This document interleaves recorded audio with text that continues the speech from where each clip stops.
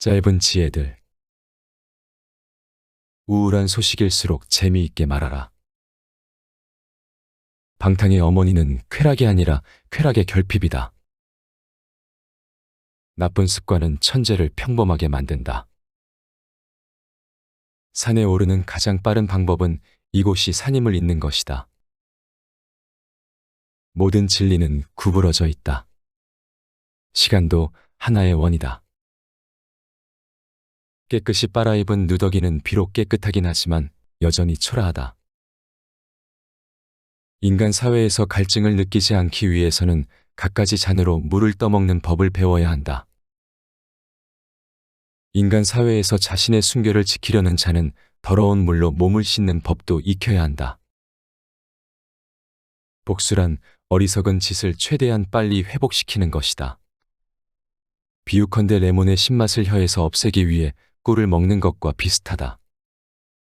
레몬에 대한 최고의 복수는 바로 꿀이기 때문이다. 적들에게 무언가를 배우는 것은 그들을 사랑하기 위한 최선의 길이다. 왜냐하면 그것은 우리로 하여금 적에 대한 감사를 일깨워주기 때문이다. 적개심으로 적개심을 이길 수는 없다. 적개심은 우정으로 끝이 난다. 우리는 수면에 대해 좀 더 경건해져야 한다. 수면 앞에서 겸손해져야 한다. 잔다는 것은 결코 쉬운 일이 아니다. 잠들기 위해서는 하루 종일 눈을 뜨고 있어야 하기 때문이다. 공정한 눈을 갖고 싶은가? 그렇다면 그대와 똑같은 수많은 눈동자를 인정하고 이전에 그냥 지나친 모든 인생을 헤아릴 수 있는 인간이 되도록 노력해야 한다.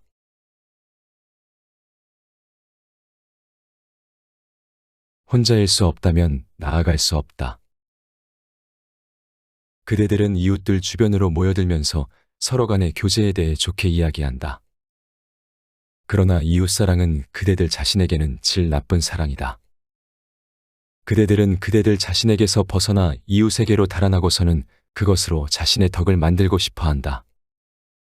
너라는 호칭은 나라는 호칭보다 오래되었다. 너라는 호칭은 신성하게 여겨지지만 나라는 호칭은 아직 그렇지 않다. 그래서 인간은 이웃에게로 모여드는 것이다. 그대들은 자기 자신에 대해 좋게 말하고 싶으면 증인을 초대한다. 그리고 그를 꿰어내 그대들에 대해 좋게 생각하도록 해놓고선 그대들도 스스로 자기 자신에 대해 좋게 생각한다. 그대들은 교제할 때 자신에 대해 이런 식으로 거짓말하면서 자신과 이웃을 속인다. 그것은 단지 눈 가리고 아웅하는 것에 지나지 않는다. 자신에 대한 질 나쁜 사랑은 고독을 감옥으로 만들어버릴 뿐이다. 그대들은 자신을 참지 못하고 또 자신을 충분히 사랑하지도 않는다. 이웃이 아니라 자기 자신부터 사랑해야 한다. 자신을 진정으로 사랑하기 위해서는 먼저 자신의 힘만으로 무언가에 온 노력을 쏟아야 한다. 자신의 다리로 높은 곳을 향해 걸어야 한다. 그것에는 분명 고통이 따른다. 그러나 그것은 자신을 단련시키는 고통이다. 혼자일 수 없다면 나아갈 수 없다. 이 세상 모든 것을 다 준다 해도 한 걸음, 단 한 걸음도 타협하지 말라.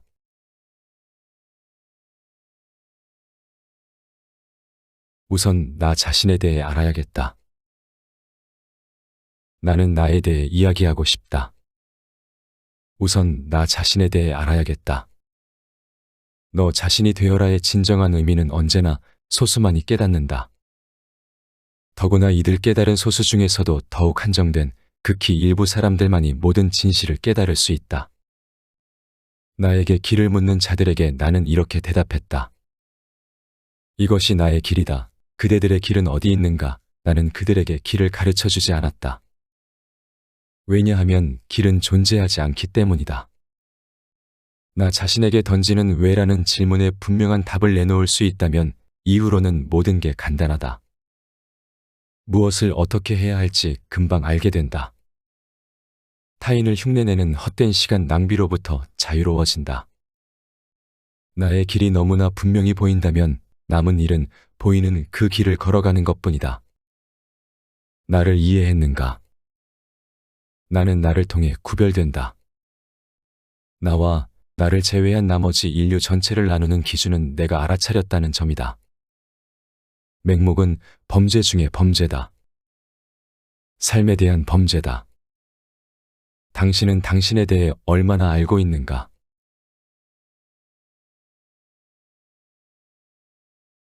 굶주린 손님은 식사에 초대하지 않는다. 굶주린 사람은 아무리 훌륭한 식사라도 음미하려고 하지 않는다. 그에게 있어 빵 한 조각과 고풍스런 만찬은 단지 배를 채워준다는 의미에서 동일하다.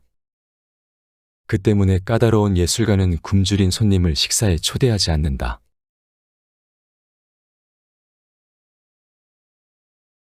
생각이 깊은 사람들은 천박함을 가장한다. 생각이 깊은 사람들은 타인과 교제할 때 자신이 마치 희극배우라도 된 것 같은 기분이 든다. 그들은 타인의 이해를 구하려고 누구나 쉽게 받아들일 수 있는 천박함을 가장해야 하기 때문이다. 내겐 고독이 필요하다. 즉 회복과 나 자신으로의 복귀와 자유를 위한 산소가 필요한 것이다.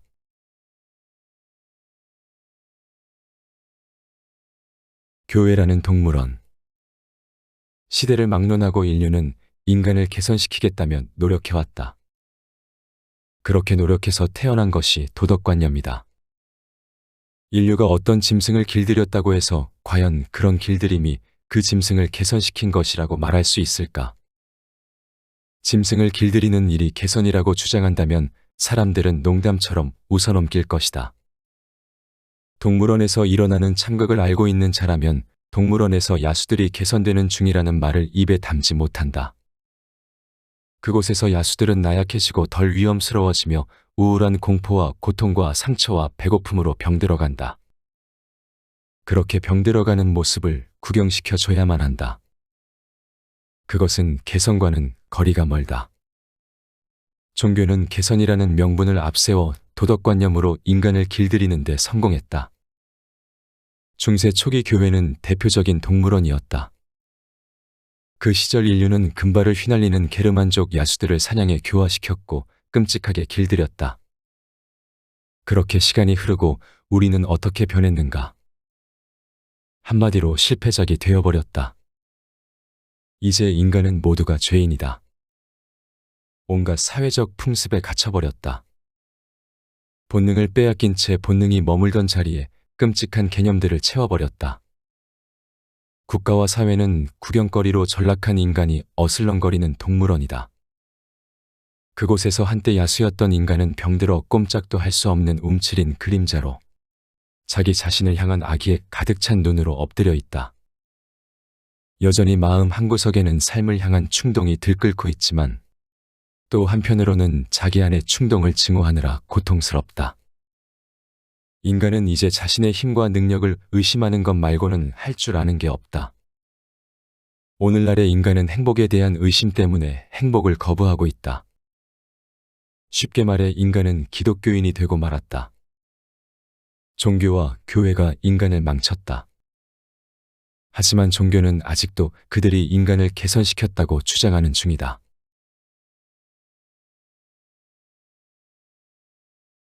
결혼은 하나의 것을 창조하고 싶은 두 사람의 의지다. 가장 훌륭한 친구는 아마도 가장 사랑스러운 아내를 얻게 될 것이다. 결혼은 우정의 재능에서 비롯되기 때문이다. 남성은 그녀와의 결혼을 선택하기 전에 이런 자문을 해봐야 한다. 너는 이 여자와 늙을 때까지 함께 이야기할 자신이 있는가? 사랑은 일시적이지만 함께 지내는 시간의 대부분은 대화이기 때문이다. 여성은 남자를 사랑하기 위해서 도수가 약간 높은 안경을 미리 써두는 편이 좋다. 만약 20년 후에 그를 사랑할 자신이 있는 여성이라면 아마도 일생을 평온하게 지낼 수 있을 것이다. 결혼은 하나의 것을 창조하고 싶은 두 사람의 의지이다. 그러나 결혼이 만들어내는 한 가지는 그것을 만드는 데 필요한 2개 이상의 의지를 필요로 한다.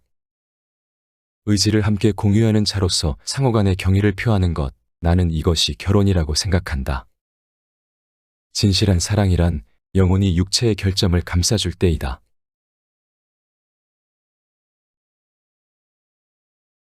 자신을 이기지 못한 기나긴 삶에 무슨 가치가 있겠는가? 내가 만난 가장 골치 아픈 적은 언제나 너 자신이었다. 동굴에서, 숲속에서 너 자신이 너를 기다리고 있었다. 고독한 자여, 그대는 그대 자신의 길을 걷고 있음을 반드시 명심하라. 그대는 그대 자신이 파놓은 불길 속에서 스스로를 불태워 죽여야만 한다. 우선 그대의 인식을 제로 만들어야 한다.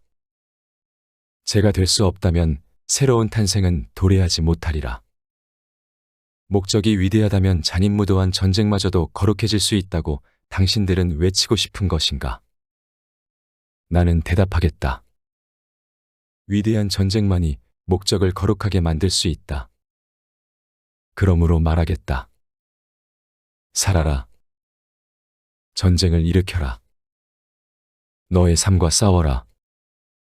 너 자신을 이기지 못한 기나긴 삶에 무슨 가치가 있겠는가?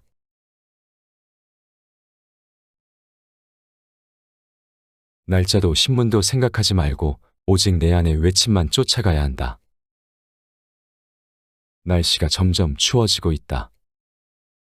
방이 겨울처럼 차갑다. 난방비는 떨어진 지 오래다. 팔다리에 자주 마비가 온다. 나는 다락방에 갇혔다. 다락방은 내가 그토록 원했던 고독이라는 이상이 실현되는 나의 숨겨진 정신세계다. 순수한 고독을 위해 나는 서슴없이 이 차갑고 황량한 다락방 속으로 들어간다. 이곳에서는 나의 본성이 갈망하는 필수적이면서도 단순한 모든 요구들을 합당하게 대접해 줄 수 있다. 숱한 고통을 참아낸 끝에 깨달았다.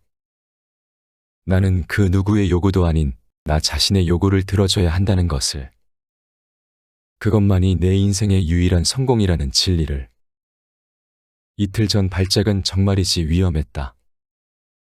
겨우 회복되었지만 이틀 동안 아무것도 못했던 탓인지 회복되자마자 엄청나게 무리했다. 너무 많은 문제들을 뒤쫓고 있다는 생각이 든다. 부디 앞으로도 지금과 같은 고립 상태가 지속되기를 바란다. 앞으로 오랫동안 내가 알아들을 수 없는 말을 사용하는 이 도시에서, 아는 사람 하나 없는 이 낯선 땅에서 살아가야 한다. 세상을 모른 채 살아가야 한다. 무슨 일이 있어도 스스로 걱정에 휩싸이지 않기를. 수백 년 세월을 찰나처럼 혹은 영겁처럼 시간을 느끼지 못하듯이 살아가야 한다. 날짜도 신문도 생각하지 말고 오직 내 안의 외침만 쫓아가야 한다.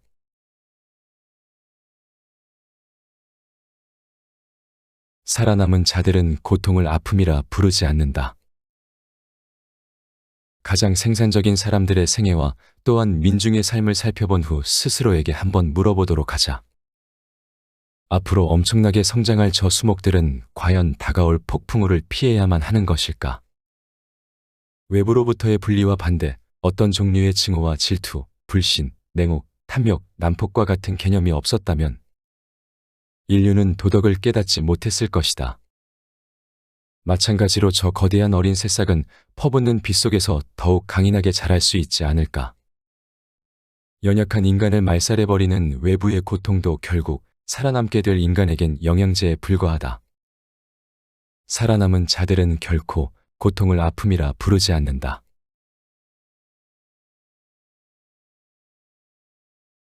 오직 고뇌만이 인간을 성장시킨다. 그대들은 될 수 있다면 고뇌를 없애버리고 싶어 한다. 그런데 우리는 오히려 고뇌를 기다리고 있다. 나는 고뇌가 지금까지 우리를 괴롭혔던 것 이상으로 더욱 절박해지기를 간절히 원한다. 그대들이 고대하는 안락은 우리의 목표가 아니다. 그것은 오히려 하나의 종말일 뿐이다. 안락은 인간을 비웃음거리와 경멸의 대상으로 전락시킨다. 고난이 우리를 얼마나 굳세게 만들 수 있는지 그대들은 정녕 모르는 것인가? 오직 이 단련만이 인간을 향상시킬 수 있다는 사실을 모르는 것인가? 영원한 생명을 위해 굳센 의지를 기다리는 영혼의 긴장, 위대한 파멸을 목격할 때의 전율, 불행을 이겨내고 불행의 의미를 외치고 마침내 행복을 체감하는 우리의 용기. 영혼이 간직하고 있는 비밀 가면 정신 교활 위대함. 이 모든 것이 오직 고난을 통해 영혼에게 발견될 수 있다는 사실을 모른다는 것인가?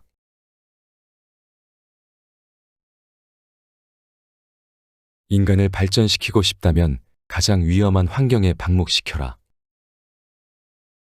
미국과 유럽의 몇몇 정부들이 끊임없이 주절거리는 저 노래 소리에는 다음과 같은 두 가지 교리가 담겨 있다. 그것은 바로 권리의 평등과 모든 괴로운 자들을 위한 동정이다. 그들은 인간의 고뇌를 국가가 근절시킬 수 있다고 생각한다. 그들은 인간에게 무한한 권리를 나눠주고 욕망을 해결해 주기만 하면 저절로 진보하게 될 것처럼 떠든다. 그러나 내가 지금까지 인간이라는 식물을 관찰한 바에 따르면 인간의 진보는 항상 권리가 부족하고 욕망이 해결되지 않는 상황에서 이루어졌다. 따라서 인간을 발전시키고 싶다면 그를 가장 위험한 환경에 방목시키면 된다. 인간의 창의력이 자기 기만을 발견하는 데 얼마나 오랜 시간이 걸렸는지 그들은 아마 모를 것이다. 인간성에 대한 가장 잔인한 압제 속의 인간은 이 정묘한 정신을 발견해낼 수 있었다. 인간의 생명 의지가 권력에 대한 의지로 진화하기 위해 얼마나 잔인한 법률들이 필요했는지 그들은 아마 모를 것이다. 그들은 냉혹과 폭력, 노예화, 노상에서의 강탈, 은둔, 스토이시즘, 온갖 유혹과 악마주의, 가공할 압제와 살인, 방화, 맹수와 뱀의 위협을 통해 인간이란 종자가 얼마나 발전해 왔는지 알지 못하고 있다.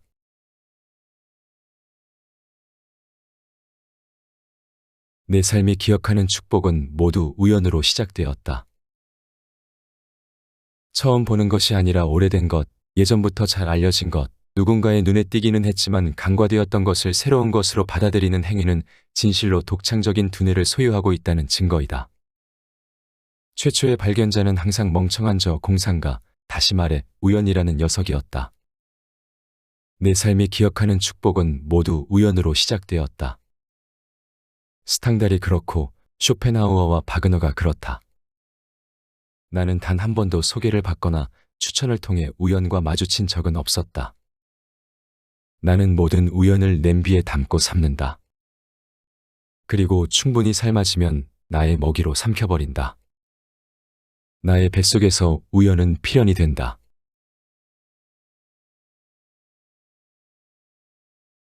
가장 중요한 두 가지 질문. 아득하고 낯선 천상에서 행복과 은총과 은혜가 내려오기를 기대하지 말라. 매일매일이 다시 태어난 감정으로, 영혼이 그렇게 날마다 새로 태어난다는 확신으로 살아갈 것. 우리의 사명은 매 순간 우리 가까이 다가온다. 나의 행동에 대해 내가 마음대로 할 수 있는 것은 무엇인가? 처음 그때로 돌아가서도 지금 이 일을 선택할 것인가? 이 두 가지 질문에 대한 대답이 가장 중요하다.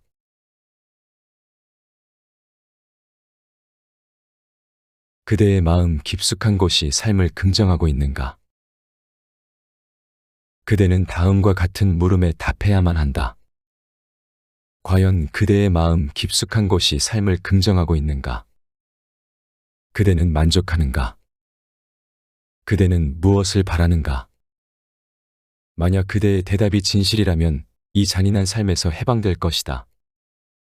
자신에 대한 성실함과 연결되지 않는 위대함을 나는 인정하지 않는다. 자신을 꾸미는 연극의 구역질을 느낄 뿐이다.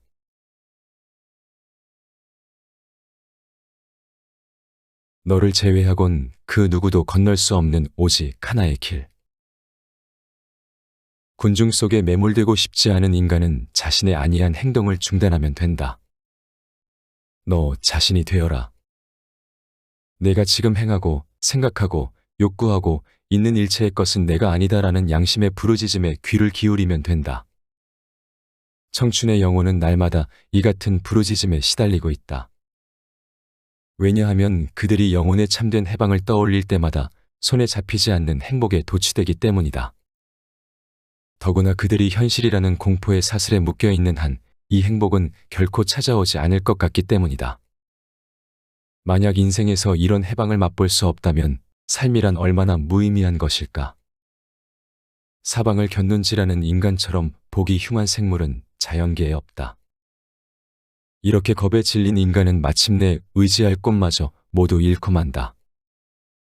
그는 핵이 사라진 잎사귀이며 좀이 슬고 한물간 의상일 뿐이다. 공포는커녕 동정할 마음조차 생기지 않는 유령에 지나지 않는다. 내가 삶의 흐름을 건너고자 만든 저 다리는 너를 제외하곤 누구도 건널 수 없다. 물론 이 세상에는 너를 짊어지고 강을 건너겠다는 무수한 지름길과 다리가 있다. 하지만 그것들은 자신을 위해 결국 너를 희생시키고야 말 것이다. 너는 그들의 인질이 되어 조금씩 사라져갈 것이다. 세상에는 너를 제외하곤 그 누구도 건널 수 없는 오직 하나의 길이 있다. 대신 어디로 가는 것이냐고 묻지 말라. 오직 그 길을 가라. 내가 밟는 이 길이 어디를 향하는지 모를 때처럼 기쁜 일은 없다고 말한 자는 과연 누구였는가? 어떻게 하면 우리는 스스로와 대면케 되는 것일까? 어떻게 나 자신을 알 수 있는 것일까? 다음과 같은 방법이 있다. 젊은 영혼 요한은 지금까지 내가 진정으로 사랑한 것은 무엇이었는가? 너의 영혼을 사로잡은 것은 무엇이었는가? 너의 영혼을 점령하고 행복하게 만들어준 것은 무엇이었는가라는 물음을 떠올리며 과거를 회상했다. 내가 존경을 바친 대상과 너의 모습을 나란히 놓고 비교해보자. 아마도 그 차이가 너에게 하나의 법칙을 일러줄 것이다. 그 법칙을 따라가면 너는 본래적 가치의 의미를 깨닫게 될 것이다. 지금 당장 비교해보자. 내게 부족한 점을 보충하고 먼 미래에 확신을 갖게 하고 지금의 너를 능가하고 잘못된 그림자가 정화되는 과정을 지켜보도록 하자. 그 모든 과정들이 내가 밟아야 할 계단으로 성장하는 모습을 관찰하도록 하자. 너의 참된 본질은 너의 내면에 숨겨져 있는 것이 아니라 이미 너를 초월해버린 수많은 사건과 시간 위에 또는 만나지 못한 자아로 너를 기다리고 있다. 너의 참된 교육자 형성자는 내가 가진 본질의 참된 의미와 소재를 너에게 가르쳐 줄 것이다. 즉, 교육자는 해방자의 다른 이름이다. 해방이야말로 교육의 참된 목표다. 어린 나무의 연약한 싹을 침범하려는 갖가지 잡초와 해충을 뜯어내고 빛과 온기를 채워주고 애정으로 비를 맞게 해주는 것이 바로 교육이다. 터무니없는 일을 당해도 마치 축제에 참가한 것처럼 즐길 것. 섬세한 감각과 섬세한 취미를 가질 것. 강력하고 대담하며 자유분방한 마음을 유지할 것. 침착한 눈동자와 확고한 발걸음으로 인생을 밟을 것. 터무니없는 일을 당해도 마치 축제에 참가한 것처럼 즐길 것. 미지의 세계와 해양과 인간과 신들을 기대하며 인생을 지켜볼 것. 마치 그 미지의 세계를 지키는 병사와 선원들이 잠시 동안의 휴식과 즐거움으로 피로를 잇는 것처럼, 혹은 이 찰나의 쾌락 속에 인간의 눈물과 진홍색 우수를 잇는 것처럼 밝은 음악에 귀를 기울일 것. 이 모든 것의 소유주가 바로 자신이기를 바라지 않는 자가 있을까?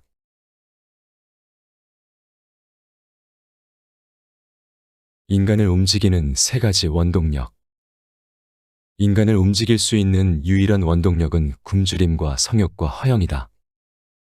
만약 당신이 인식을 사랑한다면, 인간이 전능하다는 내 말에 동감한다면, 모든 문명의 끝이 항상 사악했다는 당신의 경험을 인정한다면 내 말에 귀를 기울여야 한다.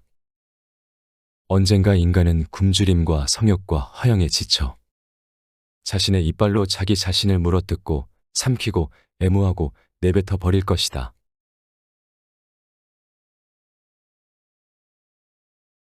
내가 천민이므로 너 역시 천민이어야 한다. 모든 혁명은 이 한 줄의 구호로 시작되었다. 불평불만처럼 쓸모없는 물건도 없다. 불평불만은 약함에서 생겨난다. 나의 열악한 환경을 타인 탓으로 돌리든 사회 탓으로 돌리든 자기 자신 탓으로 돌리든 열악하다는 상황은 변함이 없다. 누구를 원망해도 상황이 달라지지 않는다는 점에서 불평불만은 무가치하다. 그런데도 인간이 불평불만에 집착하는 까닭은 자신의 고통을 누군가의 책임으로 전가시키고 싶어서다. 이 조그만 복수가 상처받은 그의 마음을 조금은 위로해주기 때문이다. 비방은 더러운 복수심이다. 그들은 복수심에 눈이 멀어 타인이 이룩한 결과를 자기보다 위에 있는 자들을 흔들어 아래로 떨어뜨린다. 그리고 세상이 평등해졌다고 말한다. 하지만 복수로는 상황을 변화시키지 못한다. 원인은 항상 자기 자신에게 있기 때문이다.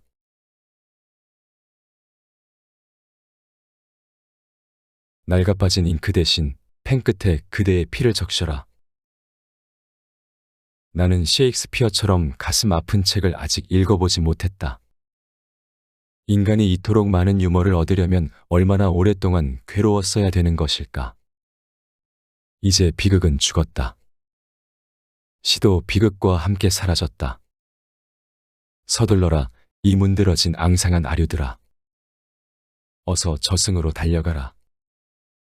그곳에 가면 옛 거장들이 남겨놓은 빵 부스러기를 배불리 먹게 될지도 모른다.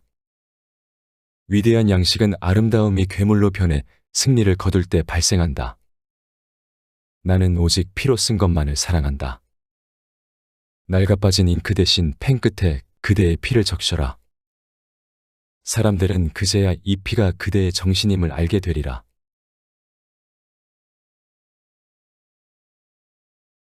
그대들의 근면은 도피이다.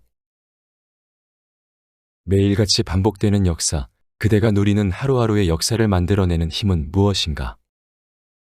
그 역사를 성립시키는 그대의 습관을 자세히 들여다보라. 그 습관이 무수히 작은 두려움과 나태의 산물인가? 아니면 그대를 둘러싼 용기와 창조적인 이성의 선물인가? 이 두 가지 경우는 매우 다르지만 사람들은 그대의 선택과 상관없이 자신들에게 이익이 되는 조건을 찾아 그대를 칭찬할 것이라는 점을 명심하라. 그대가 어떤 선택을 하든 그대가 할 수 있는 일은 결국 크게 다르지 않다는 점을 명심해야 한다. 사람들의 칭찬이나 명성은 양심의 가책을 느끼지 못하는 자를 만족시킬 뿐이다. 인간은 망각을 배울 수 없다. 그는 늘 지나간 과거에 매달리는 자신을 이해하지 못한다. 그가 아무리 빨리 그리고 멀리 달아나더라도 쇠사슬은 언제나 그의 뒤에 있다. 거친 노동을 사랑하고 빠른 것, 새로운 것, 진귀한 것에 환호하는 그대들이여. 그대들은 모두 인내가 부족하다. 그대들의 근면은 도피이다.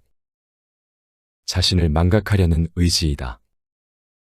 복수의 욕망에 시달리는 광풍보다 차라리 기둥에 묶인 고행자가 행복하다.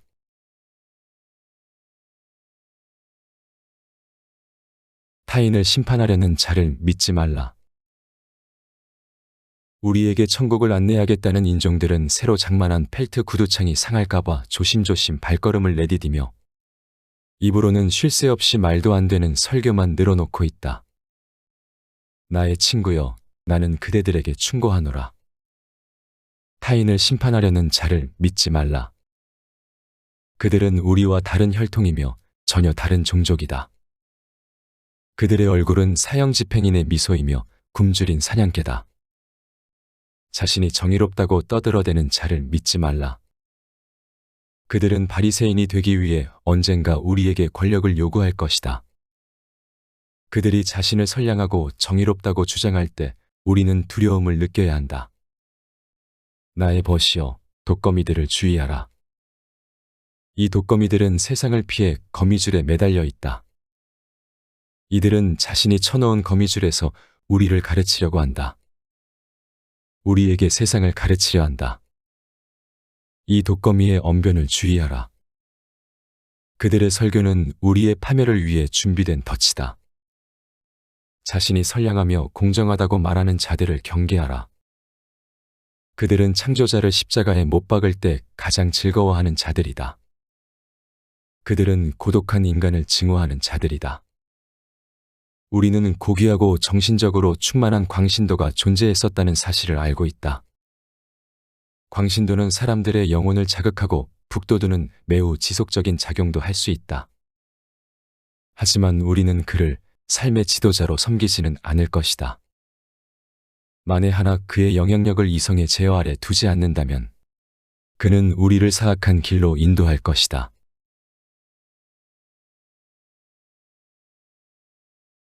창조야말로 진정한 권력이다.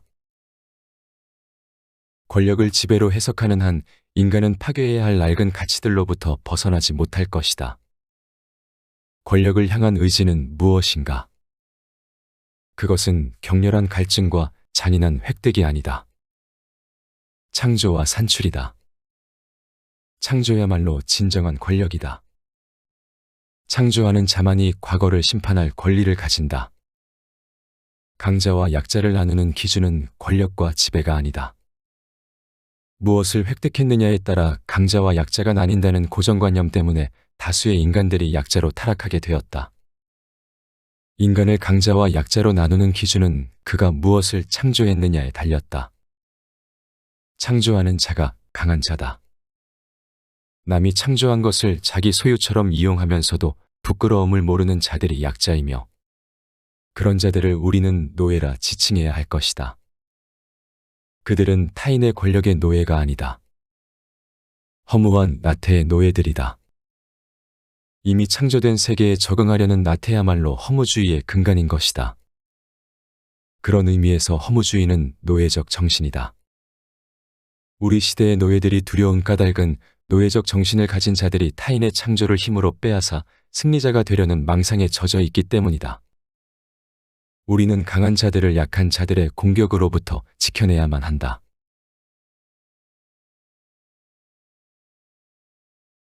그대의 눈동자는 짐승의 행복을 부러워하고 있다. 그대 옆에서 풀을 뜯어먹으며 지나가는 저 가축의 무리를 보라. 그들은 어제가 무엇이고 오늘이 무엇인지 상관하지 않는다. 그저 이리저리 뛰어다니고 하루 종일 먹어대고 한가롭게 누워 소화가 되기만을 기다린다. 그리고 배가 고파질 때까지 다시 뛴다. 그들은 아침부터 저녁까지 순간이라는 말뚝에 묶여 사는 것이다. 그래서 그들은 우울도 권태도 느낄 수 없는 것이다. 그대는 이런 짐승 앞에서 그대가 인간임을 자랑한다. 하지만 그대의 눈동자는 짐승의 행복을 부러워하고 있다. 어쩌면 그대는 권태도 없고 고통도 없는 저 말뚝의 삶이 부러운 것인지도 모른다. 그대는 짐승들에게 묻는다. 왜 자네들의 행복에 대해서 말해주지 않는 것인가? 왜 내 얼굴만 바라보고 있는가? 짐승들은 그대에게 대답한다. 말하고 싶은 것을 항상 잊어버리기 때문이다. 짐승들은 해야 할 말을 잊고 사는 것이다.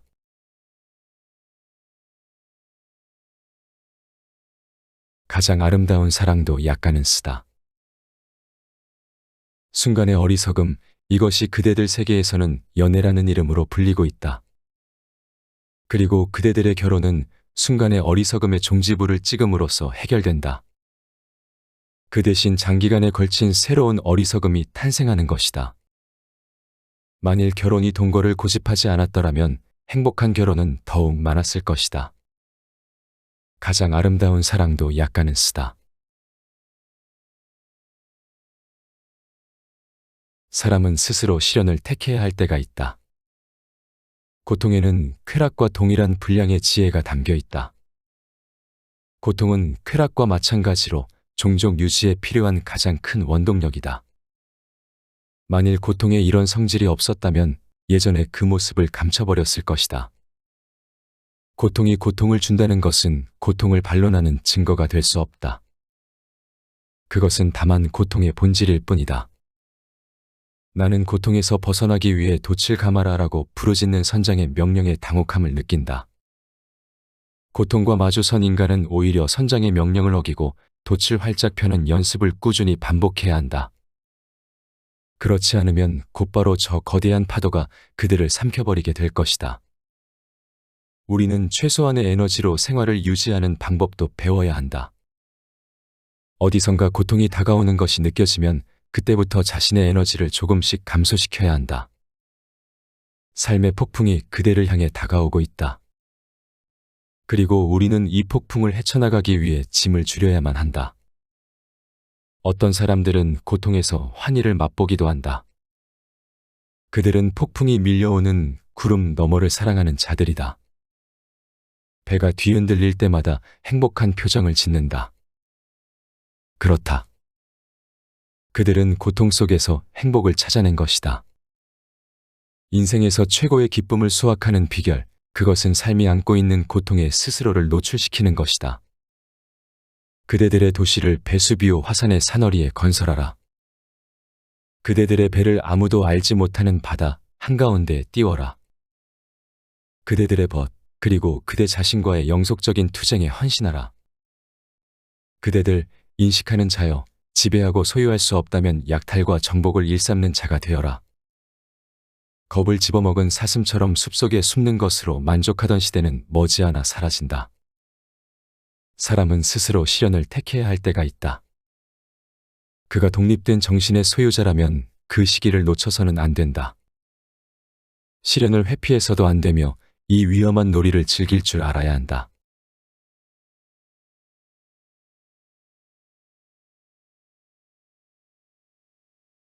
앞에서 소개한 내용은 프리드리히 니체 아포리즘, 혼자일 수 없다면 나아갈 수 없다에서 가져왔다. 니체라는 산맥을 넘어서지 않고는 현대를 만날 수 없다라는 미셸 푸코의 말처럼 니체는 현대 인문학 전반에 가장 큰 영향을 끼친 철학자로 꼽힌다. 특유의 급진적인 사상과 날카로운 표현으로 인해 때로 오해를 받기도 하지만 그는 위대한 철학자인 동시에 위대한 예술가였다. 신은 죽었다, 운명의 초인, 영혼 회귀 등 니체가 제시한 개념들은 철학을 잘 모르는 사람이라도 한 번쯤 들어보았을 정도로 널리 알려져 있다. 이러한 개념들을 통해 그가 궁극적으로 전하고자 했던 메시지는 무엇일까? 바로 자기 자신으로 살아라이다. 그는 개인이 집단에 매몰되지 않고 자기 자신의 정체성을 가지고 살아가라고 말한다. 개인을 강조하는 니체의 메시지는 자신을 잃어버리고 사는 현대인에게 시사하는 바가 크다. 니체의 말처럼 나 자신으로 살아가기 위해서 우리는 혼자서 나아가야 한다.